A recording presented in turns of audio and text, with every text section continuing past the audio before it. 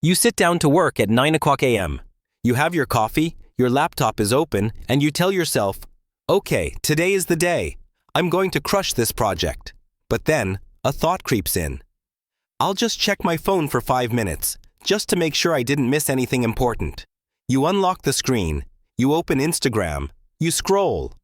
You see a funny video, so you watch another one. Then you switch to TikTok. Then you check your email. You look up, and suddenly, the room is darker. It's 11:30 a.m. You have been sitting in the same position for 2.5 hours, and you haven't done a single productive thing. But here is the scariest part, and I want you to be honest with yourself right now. You didn't even enjoy those 2 hours. You weren't laughing hysterically or learning anything life-changing. You were just scrolling. You felt numb. A low-level anxiety was buzzing in the background the entire time. And now that you've put the phone down, you feel completely drained. You feel empty. You feel like a failure. If this sounds like your daily reality, I have some important news for you. You are not lazy. You are not unmotivated. And you definitely do not need another productivity planner or a new Notion template. Your brain is fried. Specifically, your neurological hardware for motivation. Your dopamine receptors are dying. They have been burned out by a constant stream of hyperstimulation that your biology was never designed to handle. If you find simple tasks like reading a book, doing the dishes, or focusing on a work project to be physically painful, it's not a personality flaw. It is a biological malfunction. You are trying to run a marathon with a broken leg. In this video, I'm going to break down the exact neuroscience of why your brain has wired itself to fail. I'm going to explain why willpower is useless against this condition. And most importantly, I am going to give you the exact, scientific 24-hour protocol to reset your biological baseline and bring your brain back from the dead. To fix this, we first need to destroy a massive misconception. Most people think dopamine is the pleasure molecule. They think it's about feeling good. Scientifically, this is completely wrong. Dopamine is not about liking something. It is about wanting something. It is the molecule of craving, of pursuit, of anticipation. In nature, thousands of years ago, dopamine was a survival mechanism. It was designed to make you get off the couch and hunt for food, or walk miles to find water, or compete for a mate. In that environment, the reward was hard to get. You had to put in effort first, and then you got the dopamine. The system was balanced. But in the modern world, we have hacked this system. You carry a digital slot machine in your pocket 24 hours a day. Every time you see a red notification badge, every time you get a match on a dating app, every time you see a shocking headline, boom, a spike of dopamine. You didn't do any work. You didn't hunt anything. You just moved your thumb 1 inch. You are getting the biological reward of a successful hunt, hundreds of times a day, without ever leaving your bed. And you might think, so what? That sounds great. But here is the catch, and this is the concept that will change how you view your life forever. It is called homeostasis. Imagine your brain is a thermostat. It wants to stay at a neutral temperature, a balance between pain and pleasure. When you flood your brain with cheap dopamine from TikTok, junk food, or video games, you tip the scale heavily toward pleasure. You feel that high. But your brain hates being off balance. It views that huge spike of dopamine as a threat to its stability. So, to adapt, your brain slams down on the other side of the scale. It creates an equal and opposite amount of pain.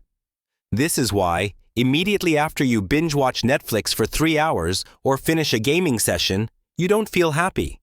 You feel irritable. You feel a strange sense of loss. You feel a lack of energy. That is your brain technically punishing you to restore balance. This creates a dopamine deficit state. Your baseline level of happiness drops below where it was before you started. Now, imagine doing this every single day for years. Spike, crash. Spike, crash. Eventually, your brain realizes that these spikes are happening too often. To protect itself from overstimulation, It starts to downregulate its dopamine receptors. Think of it like loud music. If you walk into a concert and the music is deafening, you put in earplugs. Your brain puts in earplugs by killing off the receptors that receive dopamine. This is the state of fried brain. This is anhedonia.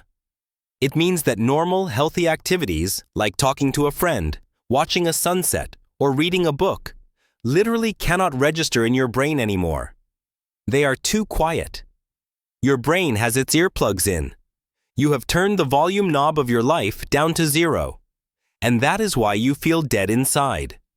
If you want to understand how to master your biological hardware instead of being a slave to it, hit that subscribe button right now. This channel doesn't do fluff. We do science-based behavioral change.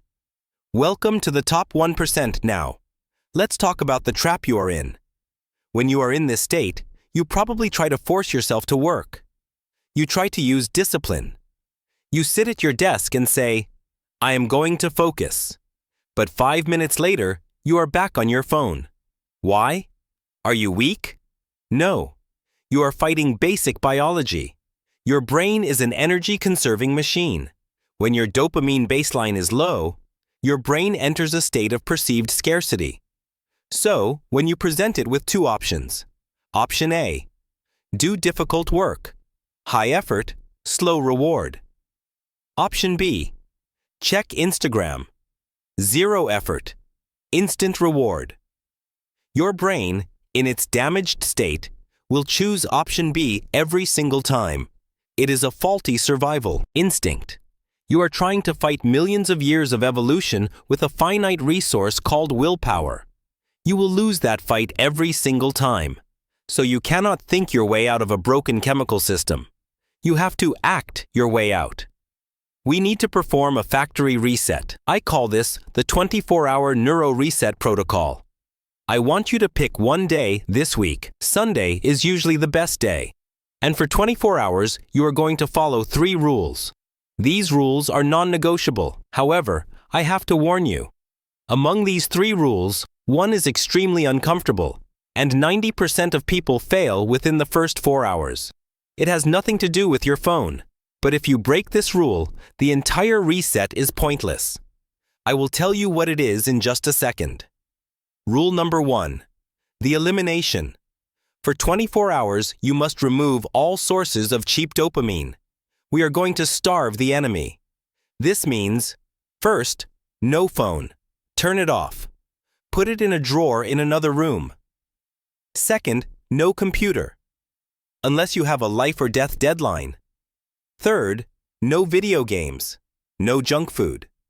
And finally, here is the hardest rule I just warned you about. No music and no podcasts. Wait, you ask. Why no music? Why no podcasts? Because right now, you are using them as a crutch. You are using audio to drown out your own thoughts.